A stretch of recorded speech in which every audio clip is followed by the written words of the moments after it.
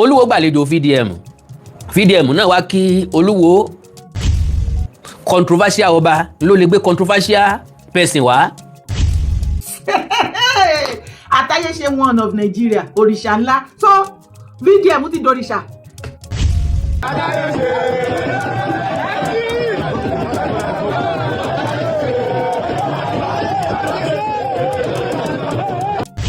Ó yẹ káwọn ajá Ọ̀yọ́ àwọn dìgbòlúgẹ Ọ̀yọ́ tí máa ń sànyàn lẹ́yìn ó yẹ kí wọ́n ti fọ́n bọ́ tàbí ìkẹta tán.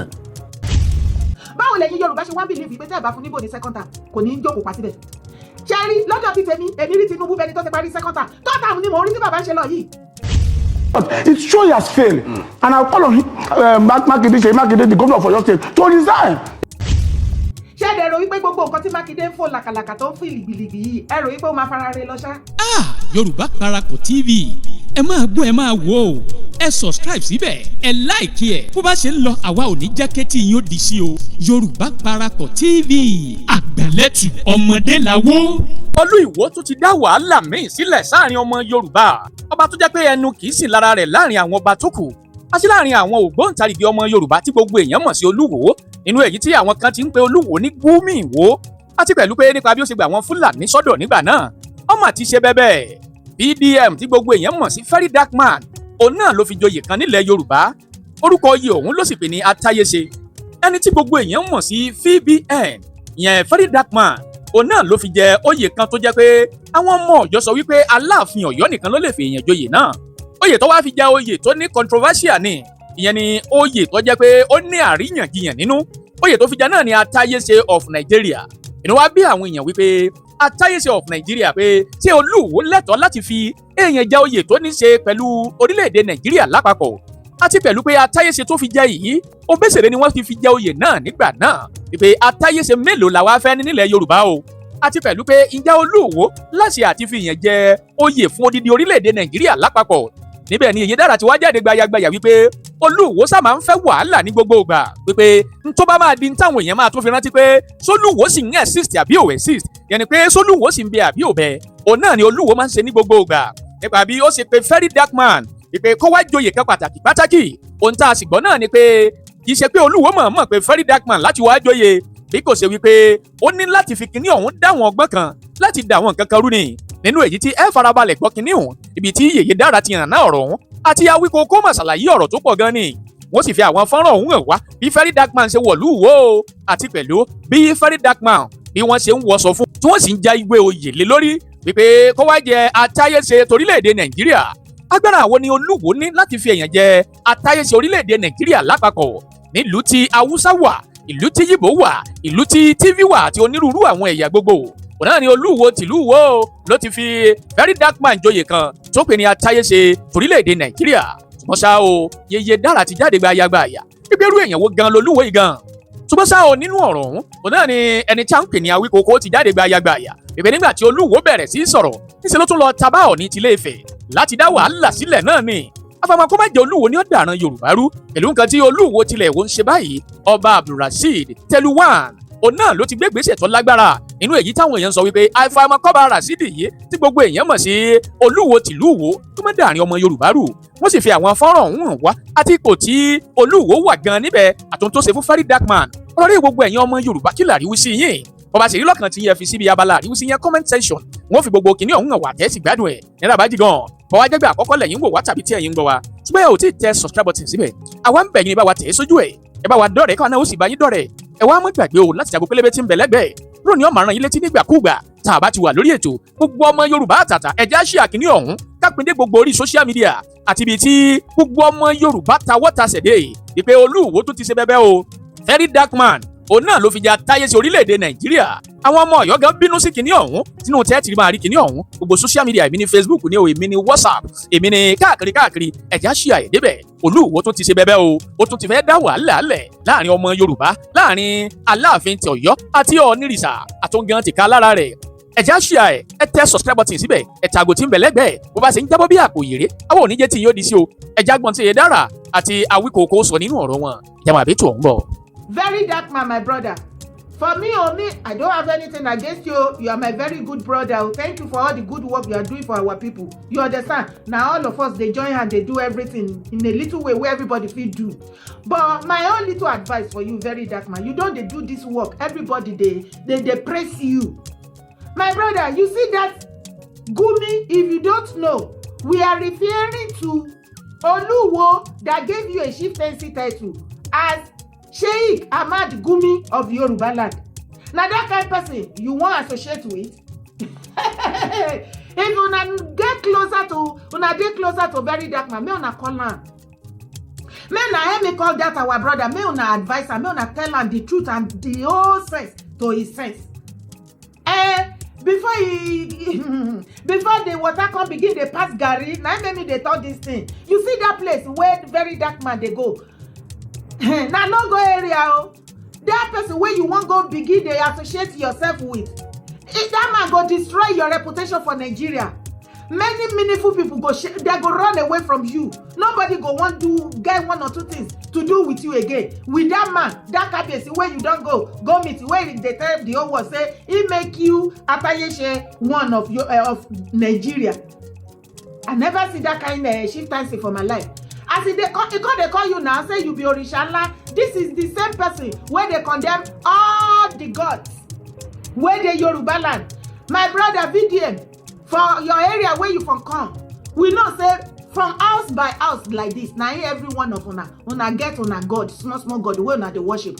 Apart from going to God as a Muslim or as a Christian who say you dey worship the real God, una still get the small gods where everybody dey worship as an ancestral ancestor. Abi, make one person come out where he be king, come dey condemn all those things for you. How you go take answer that kind of human being? A man wey be say as terrorists dey find everybody wey you dey holla up and down, wey dem no allow you rest for Nigeria. Make this man wey give you chieftaincy title now come and come dey tell us say na lie, na dem be the best person. Any terrorist wey dem catch or dem chase dem away from where dem dey kidnap, make dem dey come inside, na him dey recruit dem for Iwo there. Na that kind of person you wan associate with? Abeg make una call very dark man for where you dey hear word. Make una advise am. Na be the only thing wey I wan talk for this one, because everything wey Oluwo dey do, he dey look for attention seeker. Ẹ̀yin èèyàn mi, Oluwo wá wò wípé kí lòun lè ṣe o, kí ló tún lè ṣẹlẹ̀ gangan tó tún máa láòdò o, torí ìwọ tó bá rí Gumi Oluwo wàá mọ̀ wípé ó láìkì kán máa jẹ ọ̀rọ̀ ẹ̀ lẹ́nu from time to time. Ó láìkì kó má kúrò lójú limelight kí everybody máa gbé Oluwo bí Oluwo ń bì. Ó wá wò wípé kí ló tún kàn tó yẹ kó ń ṣe kí ariwo lè lọ dànù. Ọ̀rọ̀ eléyìí ò fariwo. Brother mi yẹn lèmi kàn máa sọ wípé ẹ̀yin tẹ́ bá súnmọ́ ẹ pé ẹ bá sọ̀rọ̀. Ṣé rí ọ̀dọ̀ Gumi Oluwo tó mú friendship lọ yẹn, ó máa yọ sílẹ̀ o. Ó máa lẹ́yìn fún kí gbogbo iṣẹ́ tó ti ṣe tí gbogbo ọmọ Nàìjíríà ń fún ní support wípé brother wa ni ó ń ṣe gudugudu méje yàyà mẹ́fà. Ẹ má yiri èwò kó má jẹ́ wípé ìṣẹ́jú kan báyìí bí Nàìjíríà ṣe gbà tí wọ́n ṣe máa sá fún. Torí èmi ò mọ nǹkan tó fa oyè láti ọ̀dọ̀ bí yàrá tẹ̀ máa fi very dark man jẹ oyè. Ṣé bí ti Gumi Oluwo ni? Ṣé bí ti Gumi Oluwo ni? Gumi Oluwo fi wò ó fi very dark man ó fi jẹ Atayese one of Nigeria, òrìṣà ńlá. Ṣó o ti rí? O ti rí fídíò? Jọ tẹ̀lé mi wá wo gbogbo ẹ̀.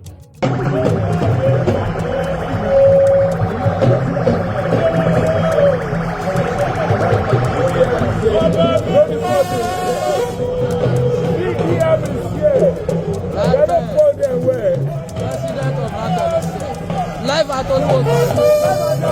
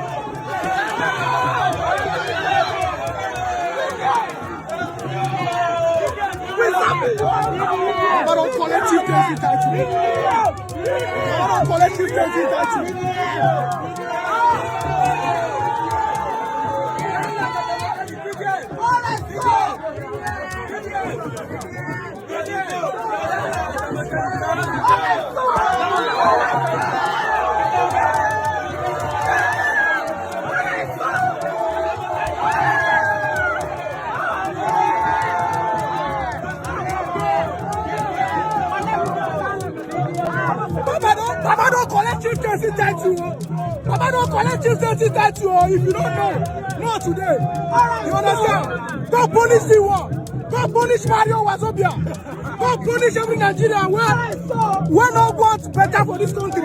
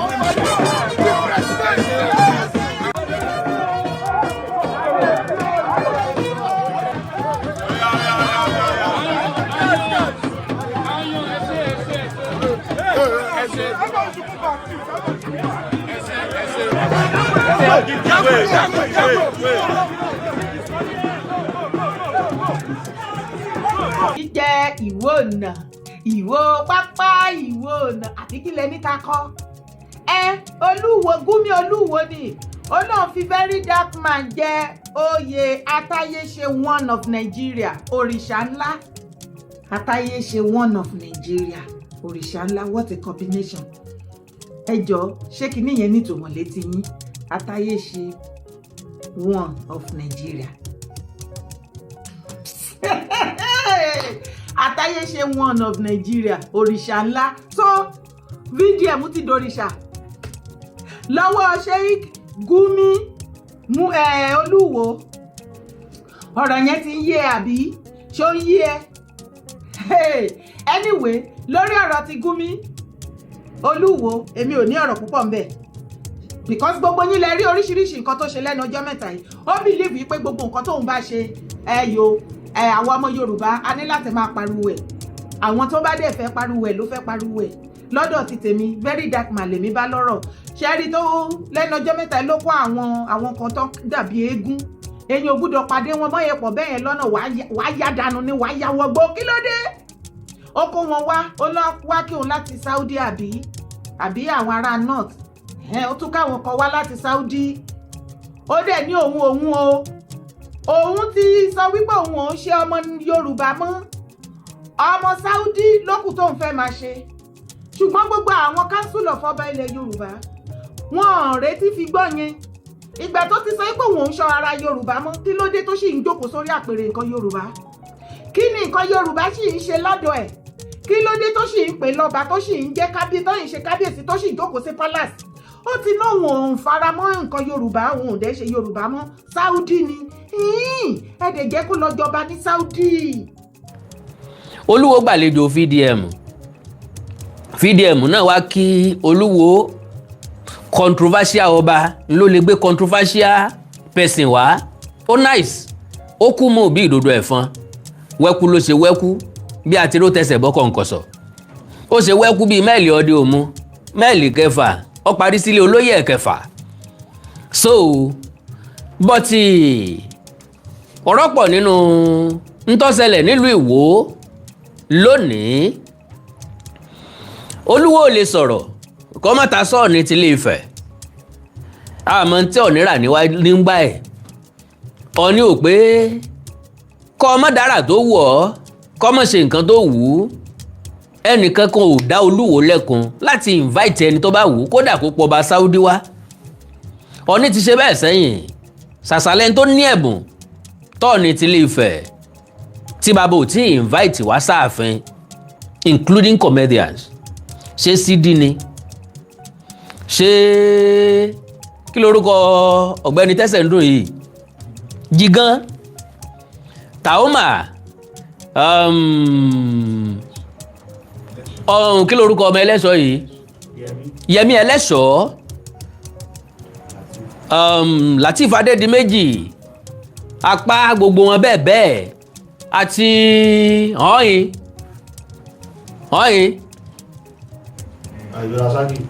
irọ́ o ọ̀hìn you are doing well Macaroni Mr Macaroni àti bẹ́ẹ̀ bẹ́ẹ̀ lọ ọ̀pọ̀lọpọ̀ wọn lọ ní ti invite wá tọ́ ní ti appreciate so kò jẹ́ kí ti Olúwo náà jọjú ṣe mọ̀ pé síwájú ní tẹ̀yìn wò sáré n táwọn kan bá fi ṣe àrà sẹ́yìn ìní máa ń jẹ́ àrà lójú ẹlòmíì eégún ibì kan gẹ̀lẹ́dẹ́ ibì kan alágbára lé ń bẹ alágbára oko wà so àwọn èèyàn kan náà lèèyàn máa fi ṣàwòkọ́ṣe bó ti wù kó lúwọ̀ ọmọ rìn tó iwájú náà ni wọ́n máa bá wọn tó síwájú ẹ̀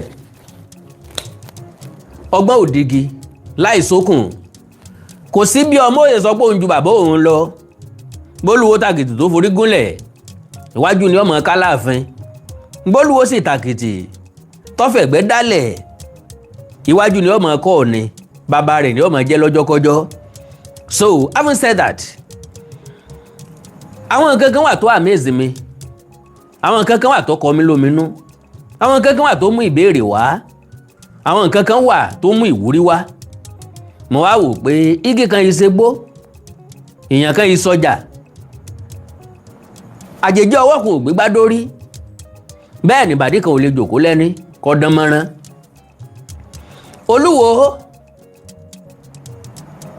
ó fi VDM joyè wọ́n ní wọ́n fẹ́ gbàlejò VDM ni àwọn èèyàn kan ní kò ní lọ́kàn tẹ́lẹ̀ ìgbà tó dé ń bẹ̀ lọ́sáré rò ń pàjáwìrì pé kóun fi VDM joyè irọ́ ni wọ́n yìí fi oyè lọ́ọ̀yàn ní pàjáwìrì kí wọ́n sì mọ gbágbádá oyè léèyàn lọ́rùn níbẹ̀ náà ń bẹ̀ torí singlet ni VDM wọ̀dé ọ̀dọ̀ Olúwo agbádá tí yọ wọ̀ wọ́n ti bá a rán lẹ̀ lọ́dọ̀ Olúwo ńbẹ̀ náà ni wọ́n ti gbé agbádá sí lọ́rùn ilé ìtọ́ wa mú controversy jáde ńbẹ̀ òun náà ni wípé atáyéṣe ti bó ni VDM jẹ because òye tó yé gbogbo wa ni pé atáyéṣe Ìwó ńlọ́gbọ́dọ̀ jẹ́ kì í ṣe atáyéṣe of Yorùbá land wọ́n ti jẹ atáyéṣe Yorùbá land sẹ́yìn náà o àbóyè kí ni wọ́n fi kí lorúkọ Abbas Akande Obesere tí wọ́n fi jẹ lówùúkúta atáyéṣe of Yorùbá land so kí ni máa ń ṣàwọn èèyàn gan oyè mi ń bẹ́lẹ̀ láti fi èèyàn jẹ àǹwáyé Yorùbá land níbi tí mo ti ń rò wípé ó yẹ káwọn ajá Ọ̀yọ́ àwọn dìgbòlugi Ọ̀yọ́ tí máa ń sànyàn léyìn ó yẹ kí wọ́n ti fọ́n bọ́ tàbí ìkẹta tán kí wọ́n ti máa bú Olúwo kálàfin ó ti issue statement pé kó Olúwo withdraw ẹ̀ with immediate effect but unfortunately àwọn ajá orí òkè agbómọ̀lẹ́yìn ni wọ́n ń bẹ lọ́yọ̀ọ́ ntẹ bá ní kòkó bò wọ́n bọ̀ wọn ò ní bọ̀ ntẹ bá ní kòkó bò wọ́n bọ̀ kò ní bọ̀ kàkà bẹ́ẹ̀ yóò lò lè bọ òwú lójú abẹ́rẹ́ nínú òkun láì gbéná bẹ́ẹ̀ so as far as I'm concerned báyìí là ṣe ń lé wa lóòótọ́ ìwọ bòmíì ni ìwọ lòkété ńlẹ̀ Oníkòyí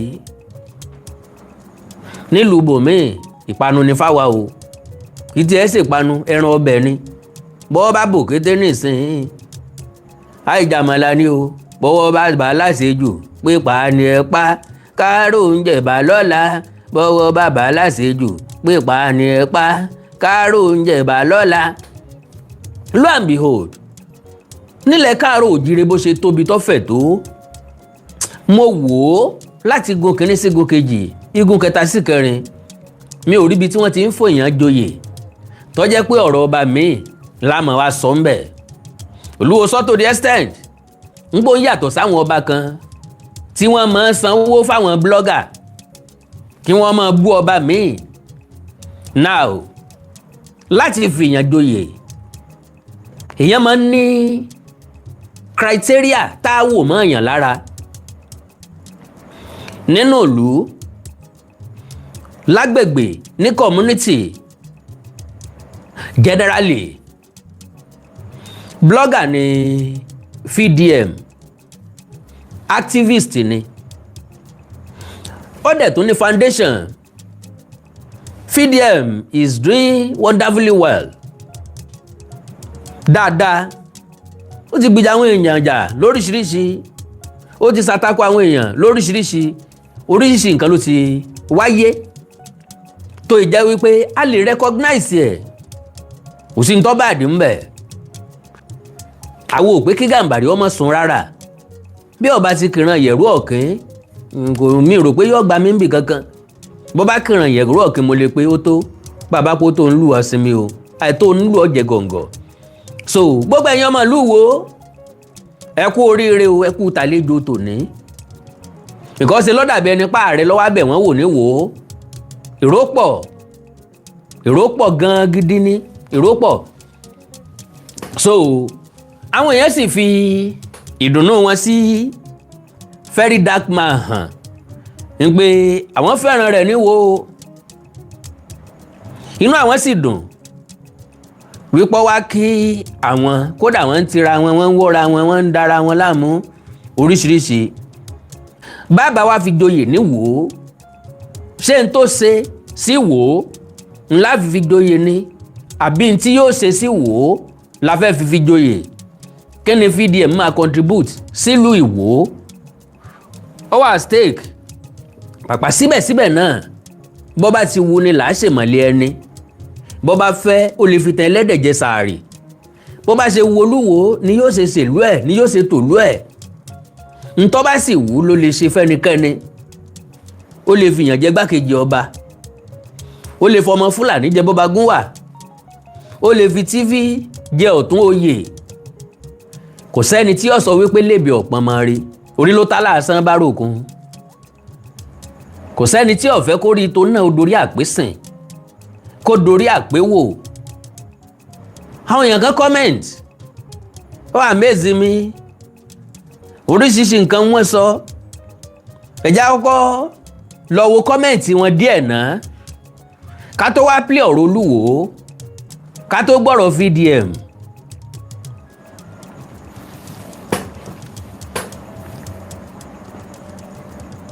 Okay, ilé ní they should also remind VDM that the title no pass Telu Bakiade o so wọ́n jẹ́ kó tètè máa yé ọ̀rẹ́ wa ilé ní Atáyèsí of Iwo land not Yoruba land point of correction ilé ní madman confanship test title upon fellow madman olórí burúkú làwọn èèyàn ilé ní Yoruba land or Iwo land nonsensical ilé ní of Yoruba land kẹ̀ is this man normal at all ilé ní it should be Atáyèsí of Iwo land only the Oni and Alaafin have the exclusive right to confer such.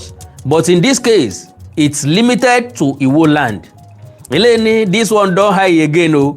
Amugbo of Iwo.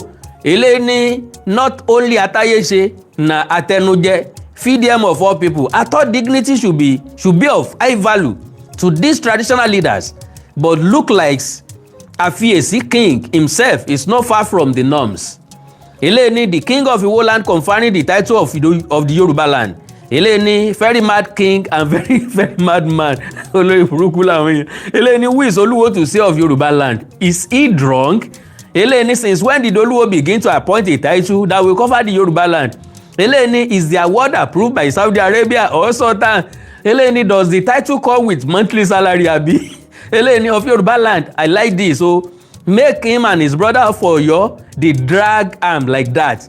eléyìí ni our husband has got mad again Ọláròtìmí eléyìí ni Atayese of Iwo best of feather flock together eléyìí ni what is VDM contribution to Yoruba race Yoruba or Iwo àbí o eléyìí ni I hope Oluwo will also collect his own 24 or 48 hours ultimatum eléyìí ni everybody had on this no later denial as that of Baba Ijash I don't know mọ̀ntẹ́ni yẹn mi bẹ́ẹ̀ yẹn he should add Edo and Delta to it the king not serious eléyìí to put the record straight Oluwo has no constitutional right to appoint chieftaincy title across Yoruba land so the title only limited to Iwo land eléyìí ni Atayese of Nigeria pẹ̀lú love emoji eléyìí ni somebody explain the meaning for me please Atayese eléyìí ni the man just shows other kings whom to be given title for welcome job and not for money sake okay eléyìí ni Yoruba or Iwo land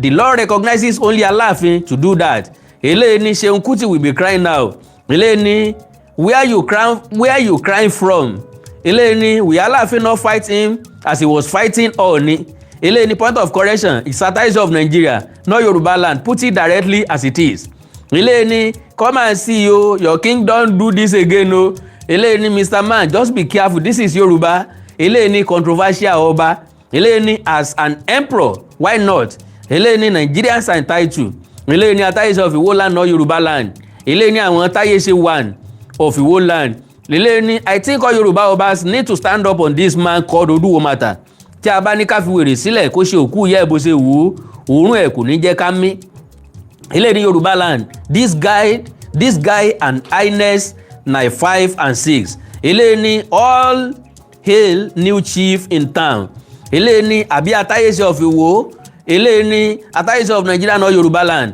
eléyìí ni laws can you imagine eléyìí ni person wey be chief dey give another person chieftaincy title eléyìí ni make una drag am like ogbono soup what are content creators eléyìí ni ìkọjá àyè bẹ̀rẹ̀ eléyìí ni that Oluwo na Olodo eléyìí ni Yoruba land or Iwo land and its environment eléyìí ni excess drugs at work eléyìí ni Oluwo you are on your own you have no authority to confer any titles on anyone in Yoruba land as a whole except in your domain eléyìí ni hope VDM will be wearing clothes now not singlet again eléyìí ni commendable eléyìí ni honour is given to whom honour is due VDM deserves it correct acting beyond historical scope Atayese of Iwo land not Yoruba land eléyìí ni out of boundary eléyìí ni Atayese of Iwo land he meant eléyìí ni nice one Oluwo of Iwo land it is good thing for you to visit obas in Yoruba land but not this Oba Abdulrasheed who don't have respect for the ancestors of Yoruba land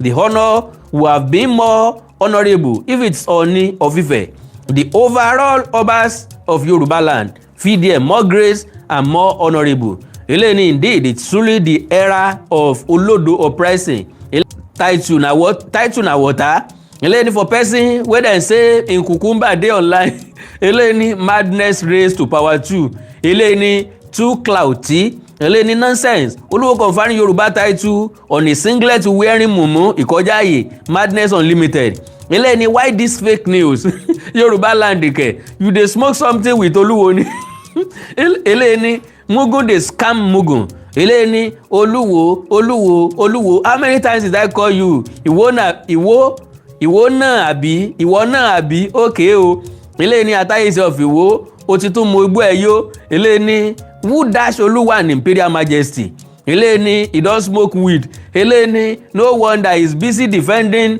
those involved in Presidential Foreign Investment Council eléyìí ni only Alaafin of Oyo can do such eléyìí ni VDM is finished he has been caged eléyìí ni Atayese of Iwo town as the man's jurisdiction is limited to Iwo town eléyìí ni I don't think Kabiyesi Oluwo have the audacity to confer title of Yoruba land on anybody if it's true it's a step taken too far what will the direct sons of Okanbi like Owa Orangun Aga of Ila Onipopo and other give eléyìí ni no be that boxer king be that eléyìí ni Mugun is control Mugun only commandable in Iwo land please be aware eléyìí ni but both are content creators eléyìí ni irú ìròǹborùn they both smoke weed àti bẹ́ẹ̀ bẹ́ẹ̀ lọ mélòó lákà nínú kọ́mẹ̀ntì àwọn èèyàn All the same, to the best of my understanding, VDM really deserve recognition from anybody. Anybody lè appreciate VDM. Bí a káàbọ̀ ọ̀gbẹ́ni, o kú iṣẹ́, àríṣẹ́ rẹ o, torí kú iṣẹ́ ni mo ń mórí iṣẹ́ yá. Ṣùgbọ́n láti fi oyè dá lọ́lá, well, we don't know of what importance. No. Kí ni impact ẹ̀ ní Yorùbá land? And again, why controversy on everything? Táyé Olúwo fi fìyàn jẹ oyè nǹkan kan of Yorùbá land. Wọ́n sáfẹ́ controversy. Anybody ò bá ti mọ́ sọ̀rọ̀ ká ní atáyéṣe of Ìwó ńlọ jẹ. Ìtàn bá fìyàn joyè ńbàdàn, kíní kan of Ìbàdàn land náà máa fìyàn jẹ. Olúbàdàn kankan ò fàjàgbọ̀n rí. Ẹ̀gbá ò ní fi àbí Aláké ò ní fìyàn joyè kó sọ pé of Ẹ̀gbájẹ̀bú land àbí Yorùbá land. The same thing níjẹ̀bú. Ẹjá gbọ́rọ̀ lẹ́nu Olúwo. The king of Iwo is a king to be reckoned with. Regardless of, there are many people, you will see some kings, they will go and sponsor bloggers. They even became bloggers themselves. Now, you will see some kings. They will go and sponsor bloggers. They often become bloggers themselves. Ẹjá béèrè lọ́wọ́ Olúwo pé ta ni blogger láàrin òun àtàwọn ọba tó kù. Kò sí ọba tó sẹ́ẹ̀tì kámẹ́rà síwájú ara ẹ̀ tí ń sọ̀rọ̀ bí Olúwo. Ọ̀ọ̀ni ò tíì ṣe rí. Àtàláàfin àná àti tòní ìkankannu ò tíì ṣe rí. Aláké ò ṣe rí. Awùjalẹ̀ Ìjẹ̀bú ò ṣe rí. Ọ̀wáràngún ò ṣe rí. Àtáọ̀jà ò ṣe rí. Tìmì Ẹdẹ ò ṣe rí. Ọwá Òbòkun ò ṣe rí. Kò sọ́ba náà lẹ Káàárọ̀ Oòjíire tí ń sẹ̀tì kámẹ́rà síwájú ara ẹ̀ tó ló ń bá àwọn èèyàn sọ̀rọ̀. Olúwo nìkan ló ṣe é tí sì ń ṣe lọ́wọ́ every blessed day ní sọ̀rọ̀ lórí social media. Ó dàbí ẹni pọ́rọ̀ díẹ̀ lẹ́nu ọjọ́ mẹ́ta ẹ̀ èpè ọjọ́ mọ́ olè óyè. Tọ́ra àwọn èèyàn jẹ́ kí kábíyèsí orí mú mi. Èébú, ọ̀rọ̀ ẹ̀gàn, ọ̀rọ̀ àlùfàǹsá sódìdí aládé. Ẹgbọ́n tán fi sọ tán sọ dàwàdà ń bẹ̀. Ẹkùn ọkọ̀ abọrẹ̀. Wíìs abọrẹ̀. Ọ̀ọ̀ni ńláwọn Ọ̀yọ́ àtolúwo ń pè ní abọrẹ̀. Tó bá ń sọ̀rọ̀ páwọn ọba kan wọ́n ń sòòṣà wọ́n ń bọ̀rìṣà kò rí fáàsì èèyàn méjì. Ọ̀ọ̀ni náà ní rí fáàsì. Ọ̀ọ̀dẹ̀mọ̀yẹ̀wò Ọ̀ọ̀ni pẹ̀lú Ọlọ́run. Ọ̀ọ̀tí rí Ọ̀ọ̀ni níbi tó ti ń fi èèyàn ṣètùtù rí. Gbogbo ẹ̀ ní Olúwo sọ́ńbì yìí. Ó invite very dark man sí palace. To the best of my understanding, àwọn iṣẹ́ rere tí very dark man ti ṣe akitiyan láàrin ìlú ló yẹ kó jẹ́ topic of discussion as far as I'm concerned. Mo ríṣẹ́ ọwọ́ ẹ o níbi báyìí àwọn tó ṣe báyìí lágbára Ọlọ́run àti ẹ̀ lẹ́yìn o nǹkan àwọn nǹkan táwọn náà bá ní lọ́wọ́ láti ṣàtìlẹ́yìn fún tàbí ń tọ́ bá ní láti ṣe fáwọn ọ̀dọ́ wò. Because very dark man encouragement ló yẹ kó jẹ́ fáwọn ọ̀dọ́ tí ń bọ̀ lẹ́yìn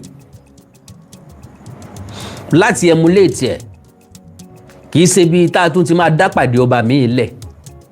Gbogbo ohun tó ń sọ ẹ̀ òye very dark man kò sí nǹkan tó kàn án.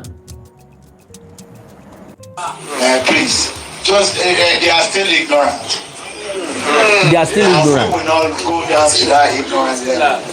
We are smart. We will see some bloggers who bring blogger into their palace to be abusing another king in front of them. And they think it's I look at it and say, very childish. This is not king. This is not king-like. The same. We are correcting what is not right in kingship. Yes. Listen and learn. We are exposed. Though we might think any king might have traveled, but exposure is not about traveling up and down. But àwọn ọ̀jọ̀gbọ́n sọ pé traveling is part of exposure. Exposure is not about traveling up and down. No, ààrẹ náà ni o. Torí rí. not in my palace. ó ti kọ́kọ́ rẹ́rìn o, not in my palace. Me, I'm not like them. Don't abuse any king in my palace. Me, I'm not like them. Don't abuse any king in my palace. After tán ti ọ̀rọ̀ asọ́ọ̀tì ní jẹ́ kínní àná, bẹ́ẹ̀ bá fi irú ẹ̀ ṣe ẹ̀yẹ́ láàfin rí, àwọn tẹ́ ẹjọ́ ń gbà àfin tàbí tẹ́ ẹjọ́ wà láàfin tàbí tí wọ́n ń kì ọ́ láàfin, wọn ò ní fi irú ẹ̀ ṣàwàdà. Very dark man òun ni Atáyé ṣe one of Nigeria òrìṣà ńlá. So very dark man ti become òrìṣà lọ́wọ́ Gúmíwò. Ó dẹ̀ ní Ọ̀rúnmìlà kò ń ṣòòṣà o, ó ní àwọn Ọbàtálá ńkọ́ wọn ń ṣòòṣà o, ó ní gbogbo àwọn òòṣà tí wọ́n kù tí wọ́n ń sìn nílẹ̀ kóòtù ajíire, ó ní wọn kì í ṣòrìṣà pé Ọlọ́run kẹ̀yìn sí wọn. Ẹ jọ̀ọ́ ní ìgbà táwọn èèyàn ń ṣòrìṣà, okay, very dark man brother wa yẹn òun ni òrìṣà ńlá ń sìn ti dojú ẹ̀. Mo ti ń dúró kí àwọn council of obas kí wọ́n ti issue ọ̀rọ̀ sí online. Báwo lèèyàn tó sọ wípé òun ò ṣara yín mọ́ ẹ dẹ̀ ṣe jẹ́ kó máa dúró lórí àpèrè yẹn náà náà? Kí ló máa ṣe gbogbo àwọn àgbààgbà wa nílẹ̀ Yorùbá tó jẹ́ pé gbogbo nǹkan ni wọn kì í rírò? Ó ní ìgbà tí kinní yẹn bá bàjẹ́ tán pátápátá kò sí wàhálà.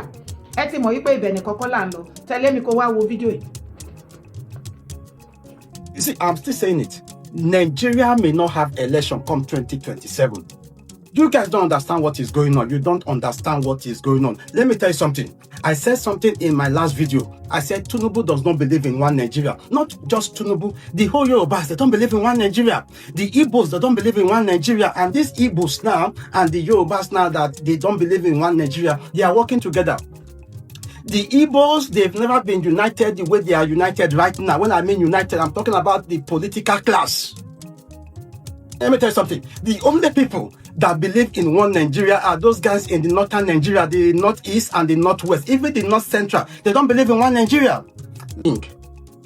See, this thing is something that has to do with two Nigeria. That's why I am telling you that come 2027, we may not have election. We may not have because Tinubu knows. Tinubu knows that this country has to go into parts. He knows that is what the guy is working for. You see, in the past, I was like looking at Tinubu. I said, okay, Tinubu is going to work to favor these guys from the northern Nigeria, but he's not doing it. Tinubu has his own agenda, and the agenda of Tinubu is to partition Nigeria. You guys don't understand. Let me post. Go and check all the Igbos political class, both the business class. They are on the side of Tinubu now. This thing has to do with two Nigeria. There is a project to demarcate Nigeria. You guys don't understand what is going on. That's why I'm telling you that come 2027, there may be election and there may not be election. If they come in the other way around, you will just hear that the southern Nigeria will declare their own republic. And when you declare your own republic, you need all these superpowers. You need superpowers. Tinubu is a friend to France. France is a superpower. Tinubu has already, bought Donald Trump. Donald Trump, they are the police of the world. Now, Tinubu now is in the UK. If Nigeria want to part into two, it's not the Prime Minister. The Prime Minister of UK has nothing to do with Nigeria parting into two. The people that have the power in palace, and that is where Tinubu is today. Oh my God. That's why I'm telling you that come 2027, there may be election and there may not be election. If they come in the other way around, you will just hear that the southern Nigeria will declare their own republic. And when you declare your own republic, you need all these superpowers. You need superpowers. Tinubu is a friend to France. France is a superpower. Tinubu has already, bought Donald Trump. Donald Trump, they are the police of the world. But the business class, they are on the side of Tinubu now. This thing has to do with two Nigeria. There is a project to demarcate Nigeria. You guys don't understand what is going on. See, we've seen countries in the world that they parted into two without even shooting a gun. They never fired a shot. Nobody fought each other. They just did it peacefully. Yorùbá o èèwọ̀ lè wo tí gbogbo àwọn ọmọ Yorùbá bá rárá fi balẹ̀ tá à jẹ́ kí ọ̀tẹ̀ àti àbòsí àti oríṣiríṣi hatred kó bò wá lójú ju bó ṣe yẹ lọ. Mo yìí tún sọ kó tó bínú jù kó tó fapá jọrí inú ilé ẹ kó tó fẹsẹ̀ jọlẹ̀ kó tó máa tó tá online lórí TikTok at everywhere. Tinubu no go area kìnìkan èmi ò fọ́ọ̀sì ẹ̀ ṣùgbọ́n àlàyé kékeré ni mo ní kí wá ṣe fún ẹ. Sórí the only thing tí mo mọ̀ tí Tinubu tó lè sọ wípé Tinubu family àbí Tinubu fún alára ẹ̀ tó lè sọ pé òun nídìí lára àwọn ọmọ Yorùbá Ọlọ́run kò ju second time pé òun nídìí ìbò lọ́wọ́ yín.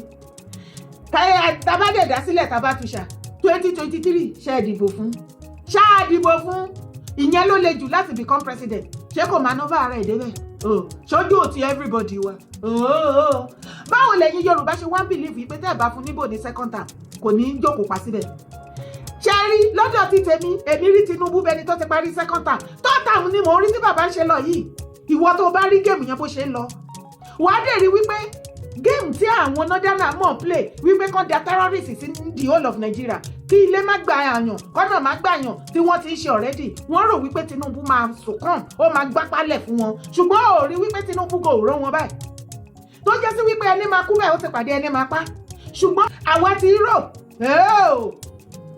Germany wàá máa gbé Germany òun ni giant of Europe àbí Germany economically wọ́n ti ní problem ìyẹn tó ń kọ́ kì í ṣe Tinubu kì í ṣe pé ìjọba globally ní gbogbo àgbáyé ni insecurity ṣé Tinubu ni ṣé ẹ rí àwọn northerners tó ń ṣe terrorist ni ṣe bẹ́ẹ̀ rí lẹ́nu ọjọ́ mẹ́ta ẹ̀ báyìí sìn ṣe rò wípé lásánlàsàn òun ni àwọn army wa àwọn gallant soldier wa tí wọ́n discover pé àwọn foreigners àwọn foreign jihadists wọ́n ti wà lára àwọn ISWAP ṣe rántí fídíò yẹn tí mo gbé jáde ní last week àbí last 2 weeks tí àwọn army general tí wọ́n bọ́ síta tán láwọn gbọ́ information wípé àwọn foreign jihadists o wọ́n ti wà ní gbogbo ọ̀nà tó wọ Nàìjíríà ṣé ẹ ti gbàgbé fídíò yẹn tó bá wá sọ lẹ́nu ọjọ́ mẹ́ta yìí wípé àwọn Nàìjíríà àmì àti àwọn wèrè terrorist wọ́n wá ṣe tàtàtà ara wọn ó dẹ̀ pé bọ́ọ̀nù náà ló ti ṣẹlẹ̀ wọ́n wá cameraman àṣírí wá tú wọ́n wá rí wípé àwọn ọmọ Palestine ó wà lára àwọn tí ó ń kọ́ wọn ní jihadist tó ń kọ́ àwọn terrorist Moroccan ó wà lára àwọn tó bá ṣèṣe nínú ISWAP àwọn náà ń tọ́jú wọn torí kò sọ síta tó máa gbé wọn lọ.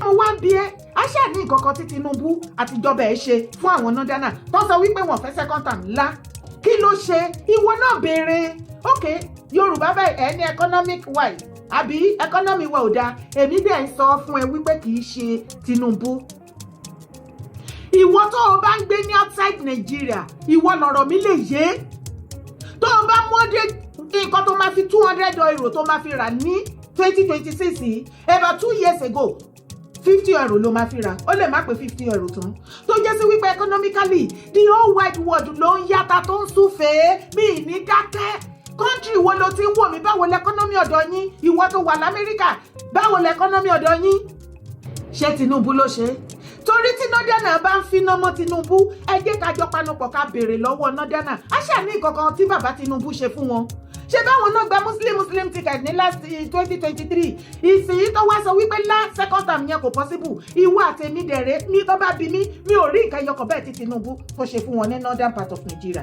tó bá ìsọpá àwọn olóyè gbádùn wọn jù máa ìsọpá àwọn north náà ṣe gbádùn wọn jù torí kò sí gbogbo regime tó bá take over as a president inú Nigeria tí ò ṣe northerners ló máa enjoy regime yẹn jù either ó jẹ́ láti south o àbí láti north lọ́dọ̀ wọn tí àwọn ọmọ Obi bá bọ́ síta mo ní tó bá jẹ́ Peter Obi ló wà ńbẹ̀ ṣe rò wípé ìwọ̀nba tata tí Tinubu yìí rí ṣe ṣe rò wípé 1 billion 1 trillion Peter Obi máa rí ṣe àwọn northerners ló máa control the northerners need softer governor softer candidate weakening one tó jẹ́ wípé ó máa weaken gan bàjẹ́ tó yẹ pé àwọn náà máa control ẹ̀ lọ́bí but wọ́n rí wípé Tinubu ò need the godfather kò sí nǹkan tí Tinubu tún need again lẹ́yìn ìbò second term tọ́nà fẹ́ ṣe yìí ìwọ gẹ́gẹ́ bí ọmọ Yorùbá mò ń bi ẹ́ kí nìkan tó rò pé Tinubu need lọ́wọ́ àwa ọmọ Yorùbá ẹ jẹ́jẹ́ kó rí wá pé so ìgbà tá bá ti tiẹ̀ jẹ́ ní second term yìí tá kẹ̀yìn sí tá ṣe everything ìgbà yẹn ní gbogbo nǹkan tá à ń béèrè lọ́wọ́ ẹ̀ pé kó wá ṣe fún wa ìgbà yẹn ló máa wá ṣe àbí ṣé nǹkan tó ń rò nìyẹn kò ní ṣe bó ti ráwọn boys ẹ̀ bọ́ síta nísìn ẹ jẹ́ àbí calm down sórí tá a bá fún Tinubu ní support ọ̀rọ̀ yí ọ̀pọ̀lọpọ̀ ọmọ Yorùbá ẹ̀ ń rò wípé Tinubu gọ́gọ́gọ́gọ́ là ń fún rárá ilẹ̀ bàbá wa là ń jà fún lọ́dọ̀ ti tèmi gbogbo everything you see me do for President Bola Ahmed Tinubu ilẹ̀ bàmí ni tí mo gbé dání òun ni mò ń jà fún torí Tinubu náà ni mo lè so mọ́ lẹ́sẹ̀ ok ẹjọ́ wo ni mo fẹ́ bá Peter Obi rò ṣé problem tó kà wọ́n láyà ní ilẹ̀ Yíbò kò tí wọ́n ti rojú tu ẹ̀ ṣáwọn tó ń sunkún marginalization káàkiri ok north part of Nigeria ní onísinmi ní onífọ̀kànbalẹ̀ yẹn ok ta ni ká wá so mọ́ lẹ́sẹ̀ ọ̀dọ̀ wa nìkan ló ìwẹ̀ bit peaceful ọ̀dọ̀ wa náà ti ṣí mọ́ yìí báyìí sìn mú tẹ̀lé mi kó wá wo fídíò. I'm so surprised that the governor of Oyo State can just make such a statement. Why? I'm surprised because this is a chief security officer. But he has no constitutional power over the police in the state. What are you talking about? But did Mr. Agbakide don't allocate security force for himself? This thing has happened in so many states where governors take charge. It has happened before. How can the governors take charge when the I'm going somewhere. Okay. It has happened in Ekiti State under Fayose. It has happened in Borno State. We know how the governor takes charge. Putting blame here and there will not help Mr. Makinde. If there's anything is hiding, why is he politicizing this? I'm surprised. In a situation whereby 6 hunters died, 3 Amotekun died, a lieutenant in the army died, Ojedokun died. You are here telling us what is not. Pushing blame. What effort? What effort when this thing happened? What effort did Makinde make? Immediately it happens. He could not even call Mr. President, expect Mr. President to call him. Is that how to work? Is that how a chief security officer of the state work? No, I'm so disappointed. Calling for international intervention. On what? Based on what? It shows he has failed. And I'll call on him, Makinde, the governor of Oyo State, to resign. You are calling on the governor? I'm calling on the governor to resign because he don't have the ability. He's also a presidential aspirant.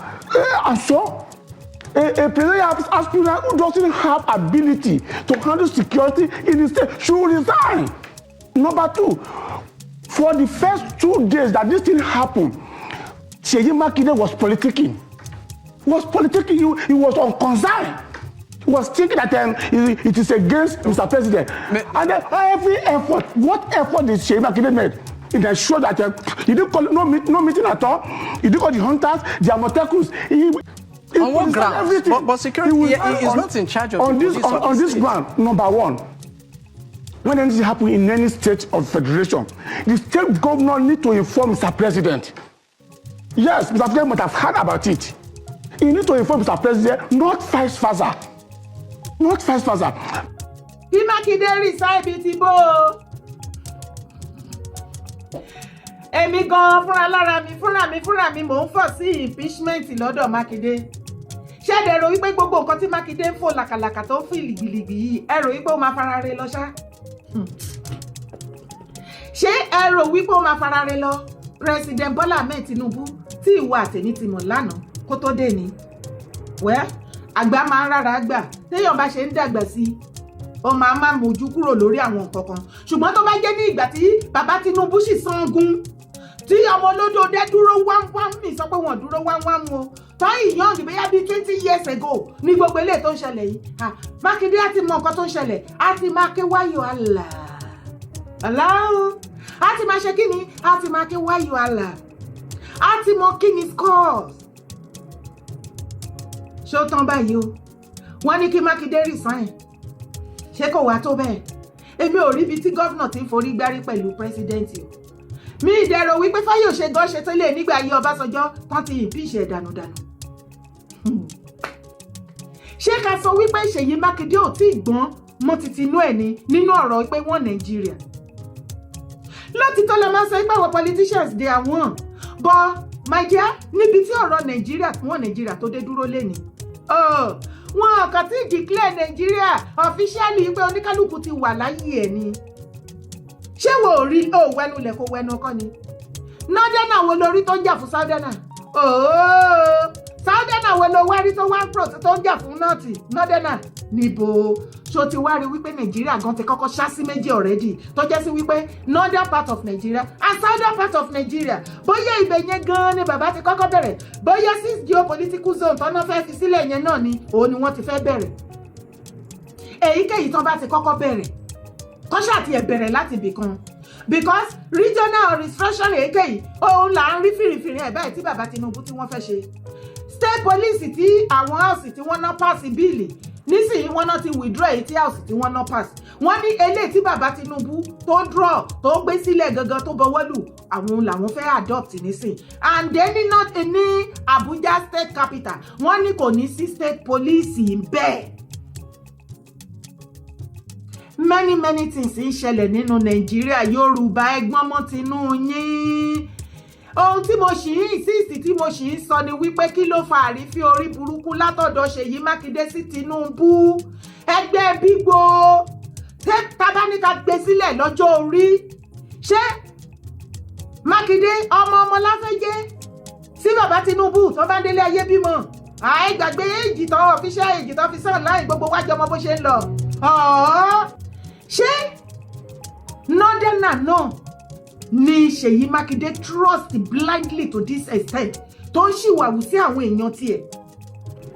Ṣé bẹ́ẹ̀ làwọn èèyàn APC náà ti ní kó resign yìí bẹ́ẹ̀ àwọn tí wọ́n kò sí wàhálà ilẹ̀kẹ̀ má já sílé má já síta ibì kan ló máa já sí. Ohun tí mo mọ̀ ni wípé lórí ayò tí Ṣèyí Mákindé tó ń ta lọ́wọ́lọ́wọ́ ó dá mi lójú jàdá lọ pé o ò lè jẹ wàá jẹ politically bẹ́ẹ̀ ni wípé Mákindé ò fẹ́ ní kò fẹ́ make kò ní interest nínú politics mọ́.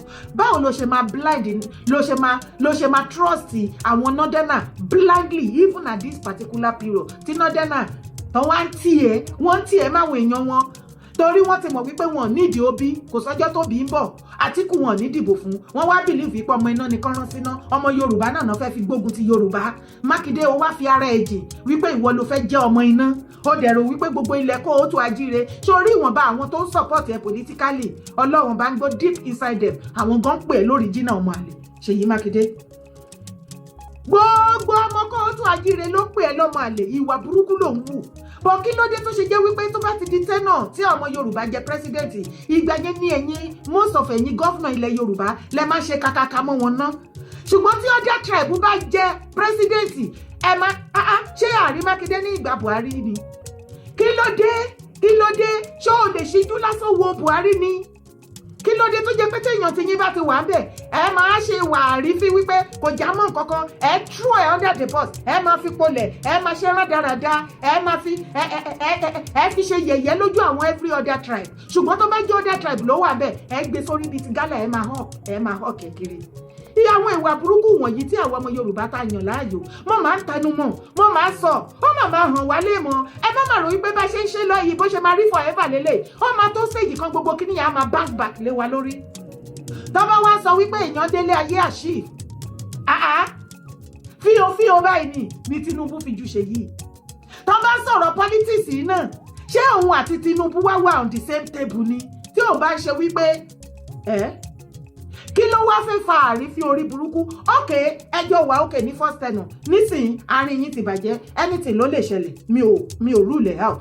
Ṣùgbọ́n eléyìí tí Mákindé máa fi wá fi ìbínú àti ìtara pé òun fẹ́ pay Tinubu back lórí ìjọba ẹ̀ pẹ̀lú gbogbo géèmù tó gbé kalẹ̀ tó ń play yìí òun ló máa jẹ̀bi because gbogbo géèmù tí Mákindé ń play pẹ̀lú ìjọba Tinubu láti bojú ẹ̀jẹ̀ láti bà ìjọba ẹ̀ jẹ́ òun ló ń dà lé lórí. Ṣé ẹ̀wẹ́nu lẹ̀kẹ́ wẹnu ọkọ ni? Gbogbo géèmù yẹn ó ń laná ọmọ lọ́wọ́ ni. Kẹ̀dẹ̀ máa wá wo àìmọye àwọn prophet online about 2 years ago tí ó ṣe pé wọ́n ṣẹ̀ṣẹ̀ ń rí sí ó kéré jù 3 bàbá Tìbẹ̀tán ti sọ prophet Nasiru ti sọ prophet Adébáyọ̀ ti sọ to mention but few. Ìpè kí ni ìgbẹ̀yìn tẹ́nà Mákindé wọ́n ní tí ò bá já síkú ajá ṣàìsàn àbí kó ṣẹ̀wọ̀n ẹ̀dẹ̀ wá jókòó nínú mẹ́tẹ̀ẹ̀tẹ̀ wo lóru ipò ní Mákindé ń ṣàn òkú ẹ̀ lọ yìí báyìí tí ìwà tèmi tájọ ń wò. Ṣé ìbò tẹ́lẹ̀ fẹ́ dì ẹ̀ẹ́dì ní first time ó yẹ kó yẹ yín ó débẹ̀ bẹ́ẹ̀ bá di second time Tinubu máa yìí wá ń bẹ̀. Ṣùgbọ́n ṣé ìgbà tẹ́ bá ti wá di yẹn la wá fẹ́ béèrè kan ní first time a dìbò fún ẹ wo bá ṣe pariwo Tinubu wá ṣe lè fún wa Tinubu wá ṣe tàn fún wa Tinubu wá ṣe gbá Tinubu wá ṣàwo ta ló yẹ kó sọ̀pà kan nù kó má dá sí wa. Second time ló tún wá tó yẹ ká ṣe àtúnṣe ẹ̀dìgbà yẹn lẹ tún wá múra kankan mo ní tèmi mi ò jẹ́ máwọn gbé gba ọ̀tẹ̀. Kò sí nǹkan tí bàbá ṣe fún mi ní 2023 torí ogun tó wà nílẹ̀ tó ń jà yìí òun lèmi rí òun ní ọ̀pọ̀lọpọ̀ wá rí tá a ṣe ní pé kán wá support wa nu Yorùbá nation ká gborílẹ̀-èdè. Ìgbà tẹ́yìn ọmọ Yorùbá dẹ̀ sọ pé ẹ̀ tí ì ṣetán wípé kó máa lọbẹ̀ ó dẹ̀ ti wá wà ń bẹ̀ sìn èwo wá lè wo. eléyìí ìtajà bẹ̀rẹ̀ ibi tá a bá dé yìí ó ti ń bounce back already ojú wa dẹ̀ máa bó tá a bá tètè jí lójú oorun ká dúdì nífù ká mọ nǹkan tá à ń ṣe tá a bá rò pé gbogbo nǹkan tá à ń ṣe a fẹ́ fi bojú Tinubu jẹ́ ni Tinubu has nothing to we have nothing to offer Tinubu. Yorùbá Parapọ̀ TV ẹ máa gbọ́ ẹ máa wò ó ẹ subscribe síbẹ̀ ẹ like ẹ bó bá ṣe ń lọ àwa ò ní jẹ́ kétí yín ó di sí o Yorùbá Parapọ̀ TV àgbàlẹ́tù ọmọdé làwọ̀.